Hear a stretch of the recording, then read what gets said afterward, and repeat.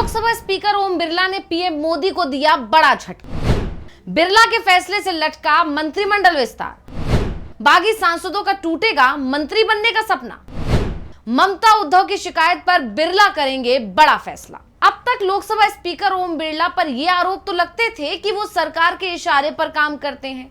राहुल गांधी खुलकर ये बोलते थे कि जब भी वो संसद में कुछ बोलने की कोशिश करते हैं, सत्ता पक्ष से इशारा जाता है और लोकसभा स्पीकर उनका माइक बंद कर देते हैं। लेकिन अब जो खबर आ रही है वो बहुत ही चौंकाने वाली है, क्योंकि लोकसभा स्पीकर और सरकार ही इस बार आमने सामने आते दिखाई दे रहे हैं। प्रधानमंत्री नरेंद्र मोदी के प्लान को लोकसभा स्पीकर ने फेल कर दिया है, जिसके चलते सरकार की मुसीबत बढ़ गई है। या ये भी कह सकते हैं कि ओम बिरला ने पूरी की पूरी सरकार को ही मुसीबत में डाल दिया है और इसकी बौखलाहट बीजेपी अध्यक्ष नितिन नवीन के बयानों में भी सामने आ रही है।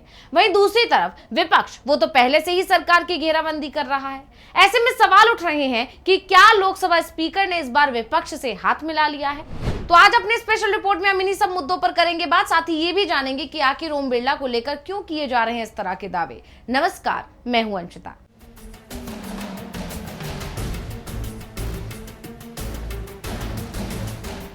सबसे बड़ा सवाल ये कि क्या ओम बिरला के फैसले से मंत्रिमंडल का विस्तार टला है, या फिर बीजेपी ममता बनर्जी, उद्धव ठाकरे और अरविंद केजरीवाल से गद्दारी करने वालों को मंत्री पद नहीं देना चाहती, या फिर ओम बिरला ने पीएम मोदी के पूरे प्लान को ही पटरी से उतार दिया है। ये भी कह सकते हैं कि उन्होंने पीएम मोदी को फंसा दिया है, क्योंकि इस वक्त पूरे देश में पेपर लीक के मामले को लेकर जनता में गुस्सा दिखाई दे रहा है। जिस दिन ये खबर आती है कि सोनम वांगचुक जंतर मंतर पर अनिश्चितकालीन अनशन शुरू कर रहे हैं, उसी दिन ये भी खबर आती है कि पीएम मोदी 28 या 29 जून को अपने मंत्रिमंडल का विस्तार करने वाले हैं। लेकिन ये विस्तार अब कम से कम 11 जुलाई तक के लिए टल गया है। दावे तो ये भी किए जा रहे हैं कि अब ये विस्तार आने वाले कुछ महीनों के लिए ही टाल दिया गया है। शायद अब सितंबर या फिर अक्टूबर में ही मंत्रिमंडल का विस्तार किया जाए। तो सबसे पहले हम बात करते हैं कि पीएम मोदी को मंत्रिमंडल विस्तार करने की आखिर जल्दी क्या थी। तो उसके पीछे सबसे बड़ा कारण सोनम वांगचुक के अनशन को ही माना जा रहा है। जब तक वांगचुक का अनशन लद्दाख में चला, बीजेपी ने उसकी चिंता नहीं की, लेकिन जंतर मंतर पर सोनम के अनशन ने बीजेपी की नींद उड़ा दी है। अनशन को मिल रहे युवाओं के समर्थन ने इस परेशानी को कुछ ज्यादा ही बढ़ा दिया है और यही कारण है कि बीजेपी के राष्ट्रीय अध्यक्ष अब बौखलाए हुए दिखाई दे रहे हैं।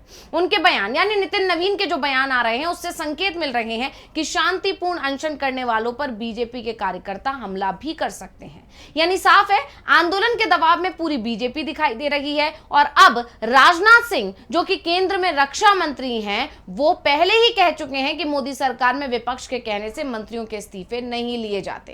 ऐसे में धर्मेंद्र प्रधान से इस्तीफा मांग लिया जाता है तो इसे मोदी सरकार का घुटना टेकना ही माना जाएगा। इसलिए आनन फानन में मंत्रिमंडल विस्तार की रणनीति तय की गई। 29 जून की तारीख भी तय कर दी गई और बीजेपी की तरफ से संकेत मिलने लगे थे कि कई मंत्रियों से इस्तीफे लिए जाएंगे, जिसमें धर्मेंद्र प्रधान का नाम भी हो सकता है। और यूं कहें कि सबसे पहले इन्हीं का नाम चल रहा था।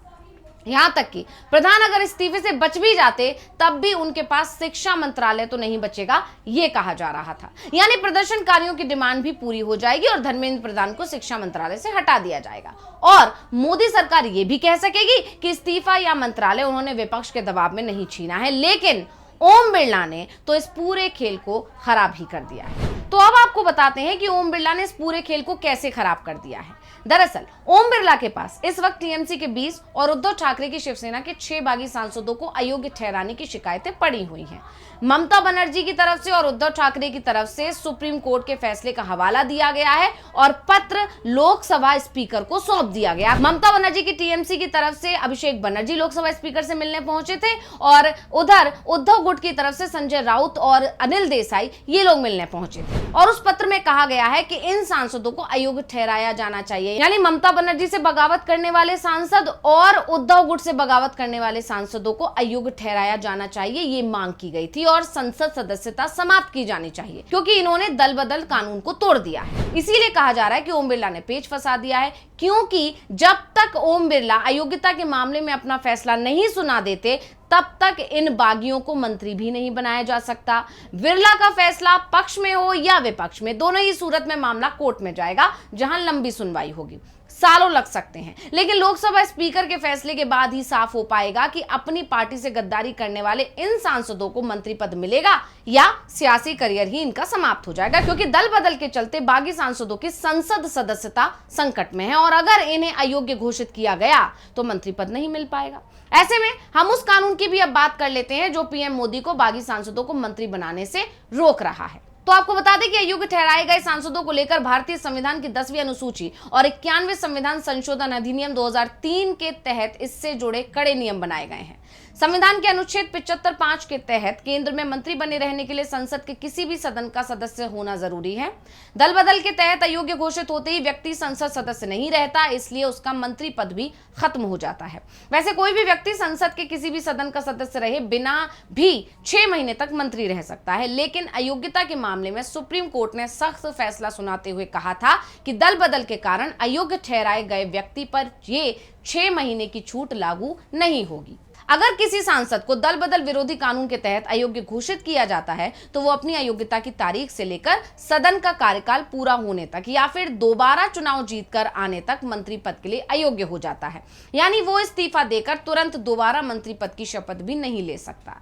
यानी अगर नरेंद्र मोदी किसी बागी सांसद को मंत्री बना भी लेते हैं, लेकिन ओम बिरला ने इन सांसदों को अगर अयोग्य घोषित कर दिया तो संसद सदस्यता जाएगी, मंत्री पद भी चला जाएगा और बागियों के लिए मंत्री बनने का एक ही रास्ता रहेगा, फिर से चुनाव लड़ना, फिर जीतना और फिर मंत्री बनना, क्योंकि उनके अयोग्य होते ही जहां से वो चुनाव लड़कर आए हैं वो सीट खाली मान ली जाएगी और चुनाव आयोग उस पर चुनाव कराएगा, यानी उपचुनाव। लेकिन बागी सांसदों को यह भी पता है कि उनका फिर से जीतना मुश्किल है, बहुत मुश्किल है। ऐसे में बागी सांसदों की नजर भी इस वक्त ओम बिरला के फैसले पर ही टिकी हुई है और बिरला फैसला टाले जा रहे हैं, जिसके चलते मंत्रिमंडल विस्तार नहीं हो पा रहा है। मंत्रिमंडल विस्तार रुकने के चलते बागी सांसदों की चिंता तो बढ़ी हुई दिखाई ही दे रही है, उससे ज्यादा चिंता में मोदी सरकार भी दिखाई दे रही है, क्योंकि धर्मेंद्र प्रधान को लेकर भी पीएम मोदी कोई फैसला नहीं कर पा रहे हैं और इस बीच वो एक बार फिर से विदेश यात्रा पर निकलने वाले हैं। 11 जुलाई को वो वापस देश लौटेंगे।